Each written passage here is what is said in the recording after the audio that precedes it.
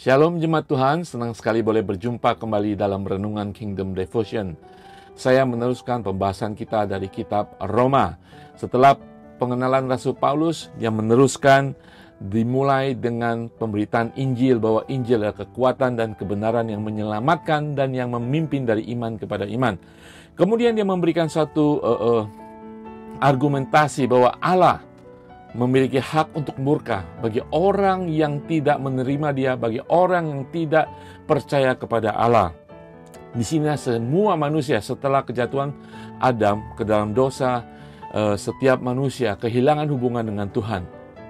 Setiap orang melakukan kehendaknya, dosa karena kejatuhan manusia, sehingga Allah akan murka. Allah memiliki hak untuk murka, untuk kelaliman, untuk segala kefasikan manusia.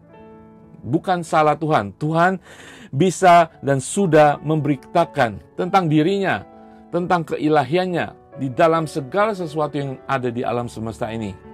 Rasul Paulus mengatakan tidak ada alasan kita lagi untuk menolak bahwa ada Tuhan.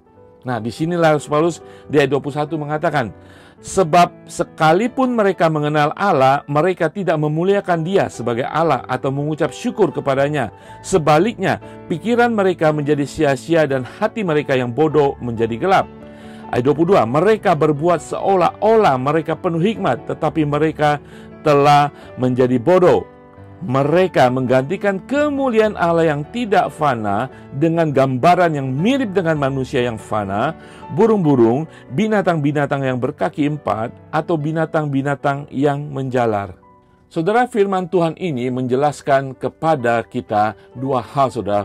Untuk orang yang belum percaya, mereka tidak bisa lagi menganggap tidak ada Tuhan.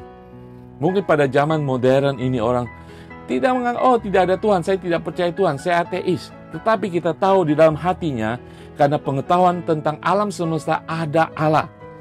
Ada sesuatu yang menciptakan, yang mengadakan segala sesuatu ini. Setiap orang di dalam hati nuraninya pasti tahu itu. Tuhan mengatakan demikian. Sehingga mereka tidak bisa menolak bahwa tidak ada Allah. Nah, tetapi ketika mereka mengatakan bahwa saya tidak percaya Allah, saya tidak menghormati Allah, dan saya tidak mengakui Allah, disitulah Rasul Paulus mengatakan, sebab sekalipun mereka mengenal Allah, mereka tidak memuliakan Dia sebagai Allah dan mengucap syukur kepadanya. Itu kebebalan manusia. Itu kebebalan manusia sehingga membuat hati mereka menjadi gelap. Nah, saudara sekalian, bagi saudara yang belum percaya kepada Yesus Kristus, pembawa kerajaan Allah, memang manusia telah jatuh, membuat kita kehilangan kemuliaan Allah. Tetapi kalau kita dengan jujur melihat bahwa alam semesta ini ada penciptanya, ada yang berkuasa, ada yang punya otoritas yang paling tinggi, yang menyebabkan segala sesuatu terjadi, yang menjaga segala sesuatu di muka bumi, alam semesta ini berjalan dengan baik. Ada, saudara. Mari kita kembali dan secara jujur mengatakan, aku perlu Tuhan. Kalau saya bertanya, untuk apa kita hidup kalau kita tidak memiliki tujuan? Kita semua ada tujuan dalam kehidupan kita ini. Di dunia ini atau setelah kita meninggalkan dunia ini. Karena ada pencipta bagi setiap manusia. Ada pencipta bagi seluruh alam semesta ini. Saudara sebagai insan manusia, saudara spesial di hadapan pencipta saudara. Allah itu. Ya, karena kejatuhan Adam, kita kehilangan hubungan dengan Tuhan. Maka Tuhan Yesus datang. Anak Allah dikirimkan untuk merekonsiliasi hubungan kita dengan Tuhan kembali. Jangan keraskan hati saudara.